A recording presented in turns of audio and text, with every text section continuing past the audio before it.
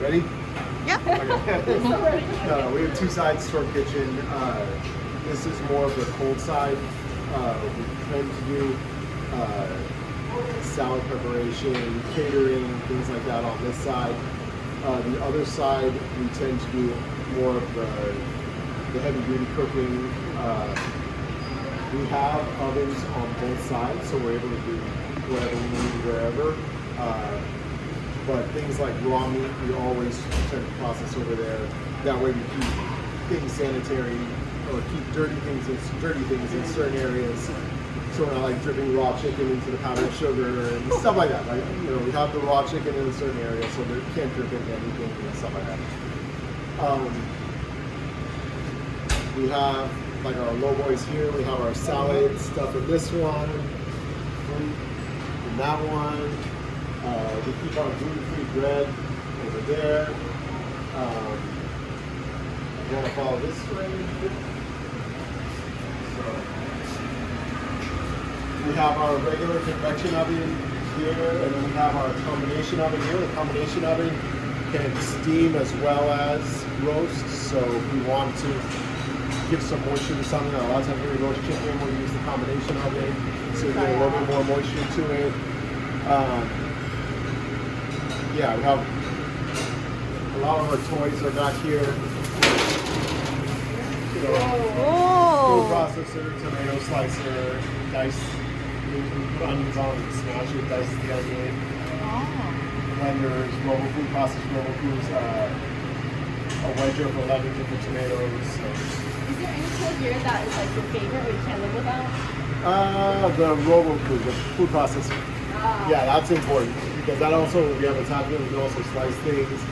So instead of having to sit there and slice like 40 pounds of garlic, we just go and it slices it right away. So. When it gets to 40 pounds, that must be so useful. It's quick, I know, it's so good. And also for cucumbers, same thing. It's like for the salad bar, it's just in there slicing like case after case of cucumbers and slicing it.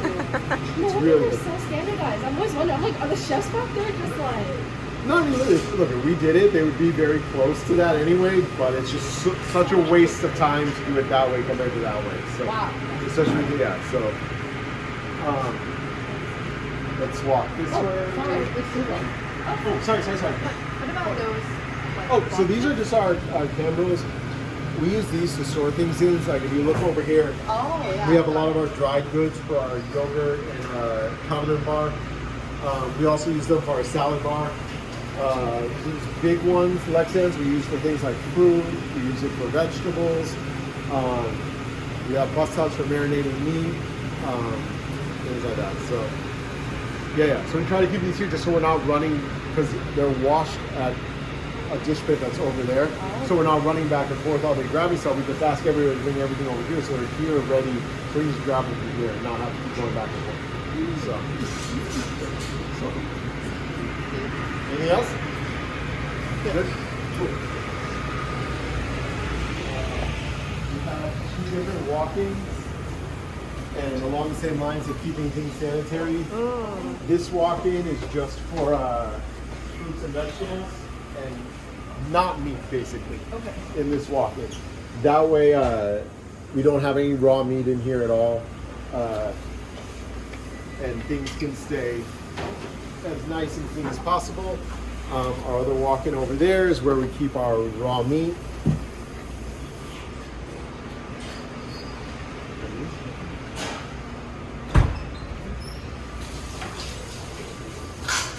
And this is also where boxes are as well, because boxes are dirtier than what's inside it. So we tend to, when the things go in the other walk-in, the veggie walk-in, take them out of the boxes, put them in, like I said, so it's cleaner in there. Yeah. I see the temperature for this one. Do you Yes. guys ever have to meddle with the temperature, or does it stay the same? It stays a similar thing since the month just switched. I actually have to print out more logs to write, so we keep track of the temperature every day. This past weekend, for example, our freezer was running a little warm. We needed a Freon recharge, so instead of being at like negative 13 or negative 12, it was at like 6. Okay, so the product's not in any danger. It's fine. It's going to stay cold and frozen, and it's all good. But if there's a leak, eventually it'll go above that. So we had to call the repair company. So that's why we check these a couple times a day to see where things are. So, yeah, along those lines, we're talking about how much food we cook. Like behind us over there, those are tilt skillets. They're basically giant pots or giant pans. Oh. And so you can cook a couple 100 pounds of stuff in there at once. This is a steam jacket. You can cook large amounts of broth in it, things like that. And then over here, we have our dry storage where we keep our dry stuff. So canned goods, sauces, dressings, oils are all in here. So So much. Do you ever have a difficult time navigating around these? not really, because we're all used to know where everything is. When we first get here, it's like, okay, where was that? Where was that? Oh yeah, it's over here. Okay, and we go get it. But once you get it a few times, it's easy. Yeah. So.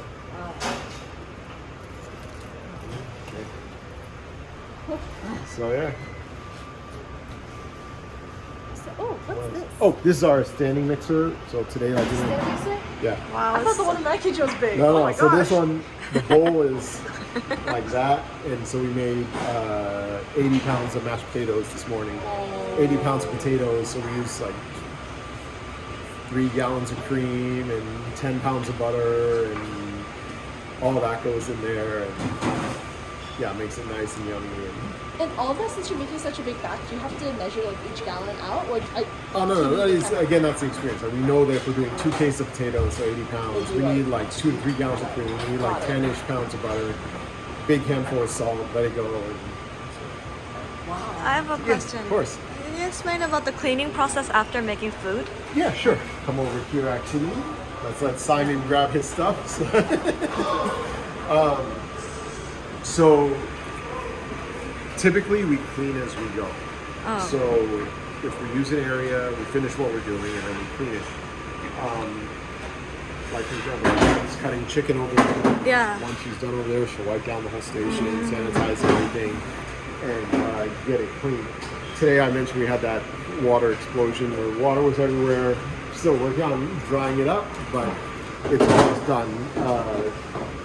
That's something we just have to do between everything else that we're doing. So like basically we'll sweep the water into the drains, let the water resettle down, let it for 15 minutes, then sweep it again, and that way we're not constantly just going and trying to move everything and drag everything.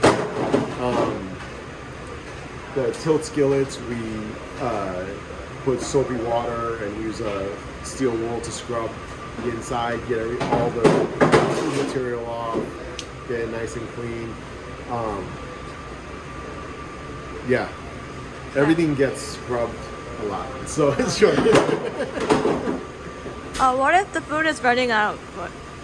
What is running out? Yeah. And then you want. Again, it depends on what time it is and how much time is left. If it's like we're down to like the last 10 minutes and one dish has like a little bit left, okay, that one dish will let run out. But if it's like, oh my god, we have 2 hours left and we have no food left, okay, no, we have to go in the walk-in, make something else, and then replace whatever we're with what we're taking. So, yeah, it just depends on the time. So.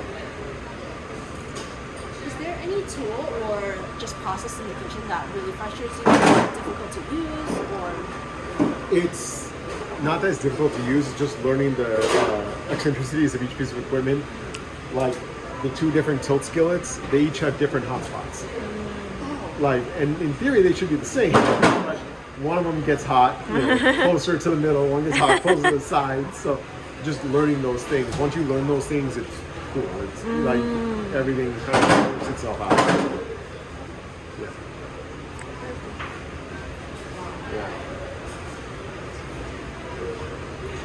Is there anything in the kitchen? Obviously, everything in the kitchen could be dangerous to is there anything? For example, if you had a beginner chef coming in to train for the first time, is there anything that you think is a little more dangerous so you need them to be more careful of? I mean, usually the biggest problem we have with newer chefs are with knives. Honestly, the most simple tool.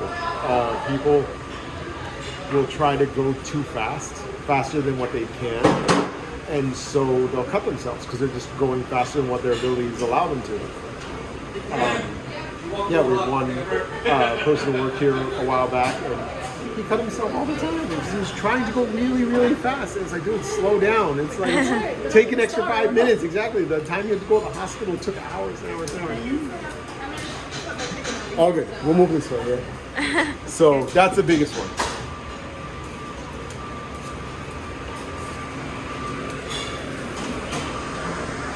Yeah, that's the biggest problem we have is with the most simple piece of equipment. So other than that, it's being aware of your surroundings and making other people aware of where you are. Like when we have student workers come in, I've given a lecture for the catering students the last couple semesters about what's to look out for. And I always tell them, it's like there's been times where I've turned around and I didn't know anyone was behind me and they fell down because they were like this big and I'm much bigger than them. It just worked out that way. It's very important to make yourself known in the kitchen. It's your responsibility when you're going behind someone, say, I'm behind you, watch out.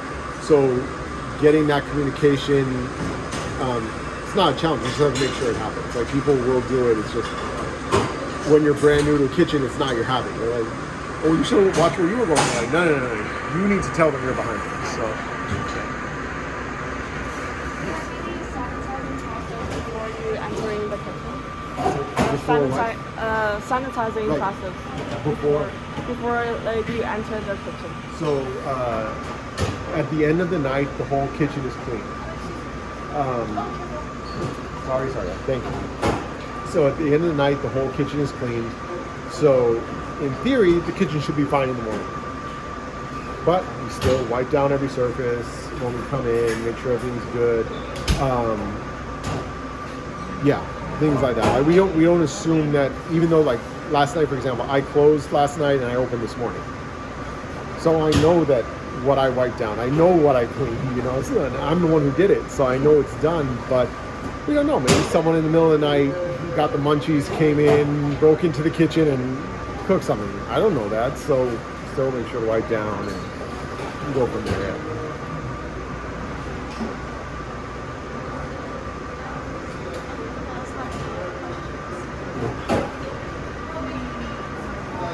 This is not related to the kitchen. I'm just curious. When you finish breakfast and then before lunch, do you have like spare time to go to the office or something? Spare time is usually after lunch is served. That's when we have the time. So basically, like I said, lunch is served at 11 o'clock, and then we'll usually do prep work to prepare for the next couple of days till 1:30. The time where we're able to go to the office usually 1:30 to 2:30, somewhere in there, 1:30 to 2, 2:30, yeah. somewhere in there, because before that we're constantly moving, trying to get things ready, making sure things are correct, and then prepping for the next couple of days. Try to get all that stuff out of the way first. If there's an urgent deadline that we have to go to the office, okay, we'll go and we'll communicate and say do this while I'm gone and blah blah blah. But we try to get all that stuff out of the way first, and then just towards the end of our day, be in whatever office we need to, if we need to. So. Do you use magnets to Yes. fix the? Yeah, no, because like I said, with knives, they're the most simple tool, but they're the ones that give people the most injuries. Actually, come this way. I want to show you something as well.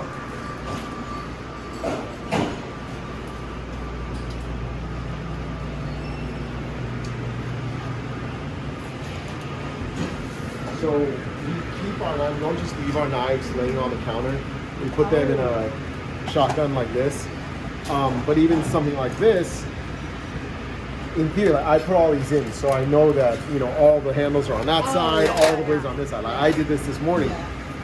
If somebody else did and did this, and you reach in and you grab it, that can be dangerous.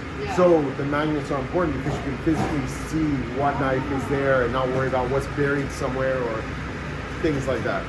So like this is one level of safety, that's another level of safety. Because this way, if you leave a knife on the counter, by accident someone could walk by and hit it. Yeah, so we try to be careful with especially with our knives. So, huh? Oh, that's an escapee. So he escaped from somewhere. So yeah. Now safe. Now he's gone. Yeah. It's super cool to like observe how do you hang those equipment. Yes, to, like, things that we use all the time. Like we try to keep closer to our hands. So like a couple of whisks, a couple of scoops, like we use those every day on some level. So we try to keep them close. Things that we use less often, we have in different storage bins over there. That's the same thing with like containers. It's like we use those all the time, so we keep them here instead of in the dish bin. So yeah, so. One question I have is that I know you guys, and maybe I could say for food allergies. I know a lot of students have very severe food allergies Yeah. as well. What I see that you separate things into different containers. Do you have any other protocols to make sure that there's no cross contamination across like different kinds of foods, different kind of allergies? So when we prepare food, we wear gloves. And so one easy thing is to change our gloves. Nuts are the hardest, are the most severe and most common allergies. Those we tend to just do separately from everything else. When we label a dish that has nuts in it, we'll like write walnut shrimp. We won't write shrimp and then on the bottom just put a symbol for walnuts. Yeah, no, write walnut first so they know that it's in there. Or we'll put an almond fish, you know, something like that. Like for trout almond bean, like we do once in a while. It doesn't matter if it's named the correct name. It's important that they're safe. Everybody's safe. So write trout with almond sauce or something like that. So people don't have to worry about, oh, I don't know what almond bean means, you know. So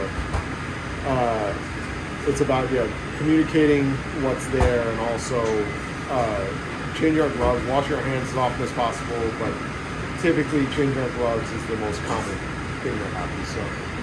And I saw outside when I was passing by the food, I saw that for each item that you have, there's like little labels next Yeah. to them, kind of to indicate maybe if they're vegan, vegetarian, or if they have nuts or something. Grab one, so Yeah. Absolutely. Can you tell me a little bit about your guys' process of like making those labels, of labeling these dishes? Yeah, sure.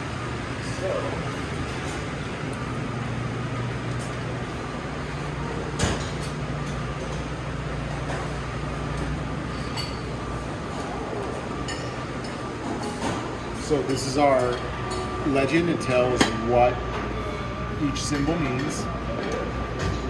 And then on each label, like vegan, no wheat, gluten-free, whatever it is.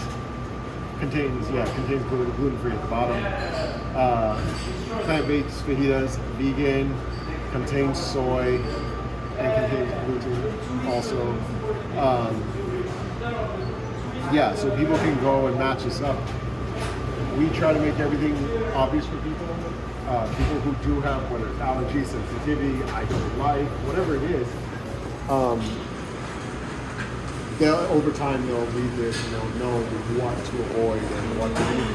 And even so, people pop their head in the kitchen all the time and ask, and we're always happy to talk to people. And that's it because like one resident this semester, she can't have paprika, like red pepper or so.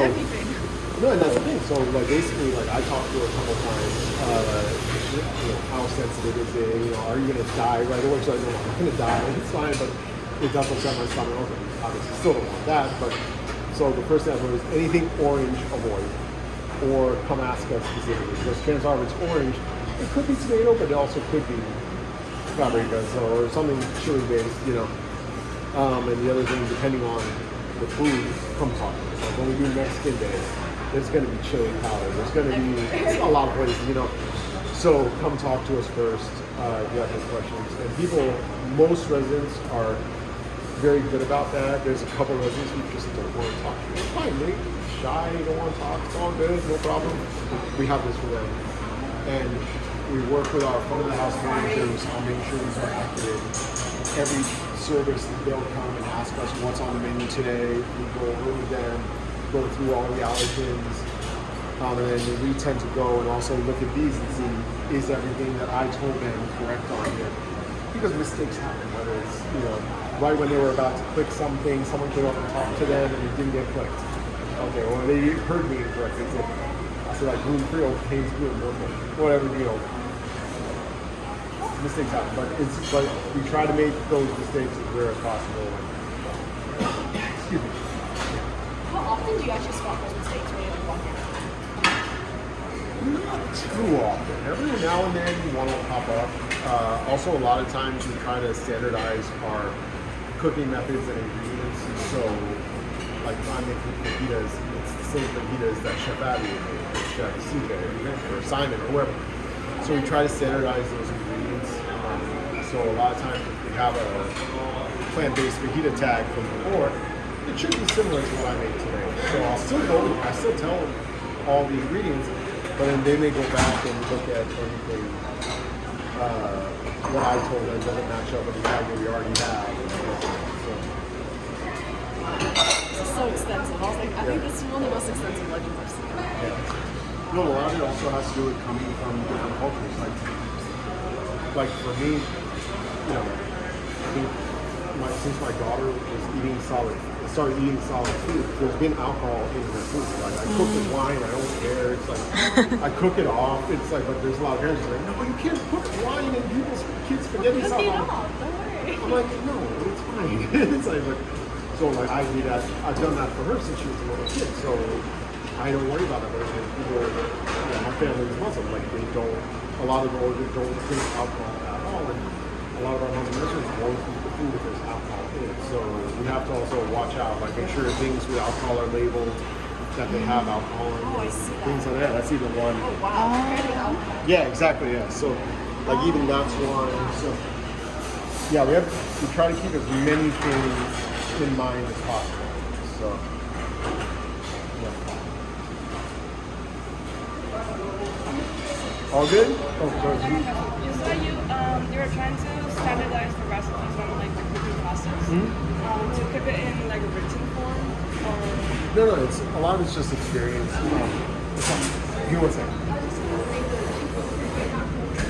Okay, let's move a little bit. No, if you noticed it, that's fine. No problem. It's not that we don't have a lot of dishes in written form, a lot of recipes in written form. It's more about just the techniques that we use to make it, and we talk to each other, how you know,